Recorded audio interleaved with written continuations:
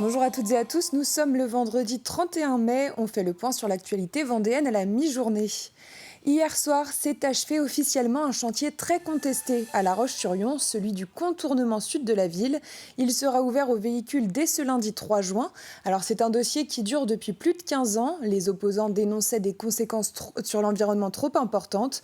Ce projet mené par la ville et le département aura coûté 16,2 millions d'euros et aura duré 4 ans entre 2020 et 2024.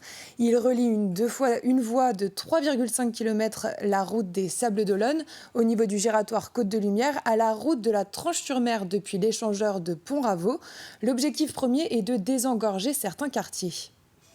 C'est utile parce que nous avions un bourg de Saint-André-d'Ornay qui était encombré de véhicules, et en particulier de véhicules lourds, avec des camions nombreux qui passaient par là-bas et qui passaient simplement pour se rendre d'un côté à l'autre de la zone sud. Désormais, lorsque vous arriverez d'Esnay, quand vous arriverez des Sables d'Olonne, quand vous arriverez de Nantes, et si vous voulez passer par le sud, eh bien vous avez cette voie qui vous est ouverte et qui permettra de fluidifier la circulation. Aujourd'hui, la boucle est bouclée et La Roche-sur-Yon a son contournement, cette boucle, cette ceinture qui lui permet de circuler, de fluidifier l'ensemble de la circulation pour les Vendéens. Nous l'avons appris ce matin, un homme a trouvé la mort sur la route. L'accident a eu lieu à 6h17 sur la route départementale 12 à Sainte-Flève-des-Loups. Un seul véhicule était impliqué. La victime de 22 ans a été déclarée décédée par l'équipe médicale sur place. Depuis début janvier, 28 personnes ont perdu la vie sur les routes vendéennes. Santé à présent, la Vendée a fait partie des premiers départements à expérimenter les assistants médicaux. En renfort auprès des médecins, ils permettent de gérer les tâches administratives pour libérer du temps aux professionnels de santé. Un plus pour le médecin, mais aussi pour le patient qui se sent plus écouté. Le gouvernement souhaite faciliter l'embauche de ces assistants médicaux pour qu'ils soient 10 000 fin 2024 dans toute la France. Alors comment se passe une consultation dans un cabinet où les assistants sont présents?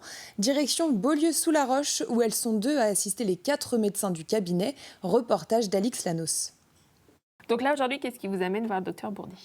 Depuis mardi. Avant de voir son généraliste, cette patiente fait le point avec son assistante médicale. Le motif de la consultation d'abord, mais aussi le point sur les différents dépistages ou comptes rendus d'examen. Stéphanie note tout dans un dossier partagé et assure toute la mise à jour administrative. Je viens en aide au médecin en lui préparant les consultations. Je fais un point sur les dépistages, notamment mammographie, les cancers du côlon et les suivis gynéco pour les femmes. Et je fais également les suivis des vaccins. Ils vont voir le médecin et après la consultation, ils reviennent me voir pour passer la carte vitale et le paiement. Pour le médecin, c'est moins de charge mentale et plus de disponibilité pour son patient.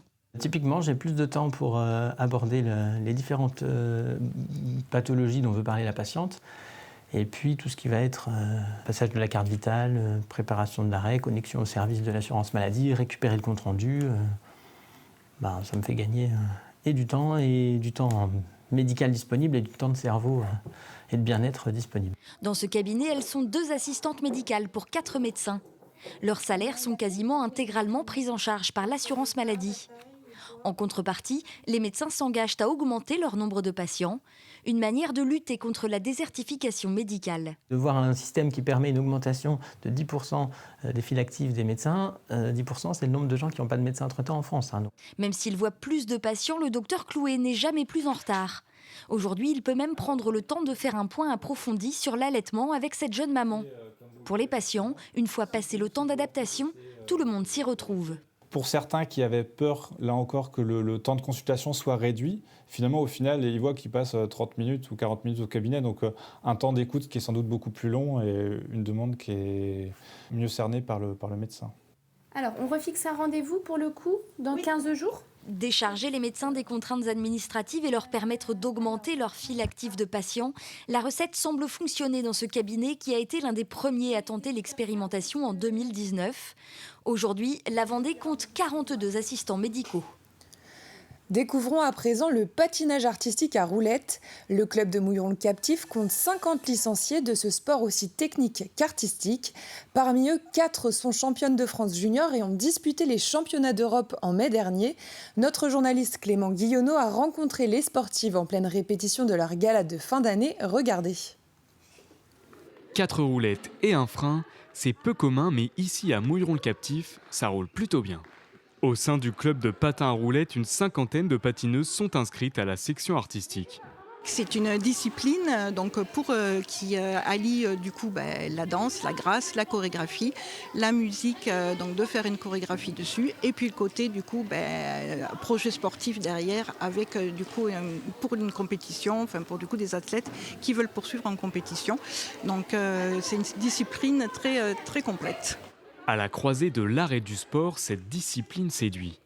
J'aimais beaucoup la danse et en même temps faire du patin, ça me passionnait. Donc c'est vrai que ça regroupe exactement les deux. Il y a de la vitesse, il y a aussi de la technique, aussi de l'artistique, de la gestuelle, tout ça. Enfin, ça regroupe vraiment pas mal de choses. Comme tous les sports, le patinage artistique a ses compétitions. Cette année, ce sont ces jeunes mouilleronnaises qui ont été sacrées championnes de France.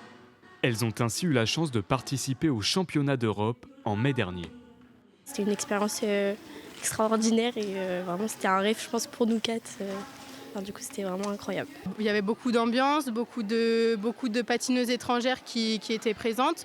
Donc c'était très enrichissant pour nous toutes. Un rêve pour ces jeunes patineuses qui regrettent pourtant que leur sport soit si peu connu.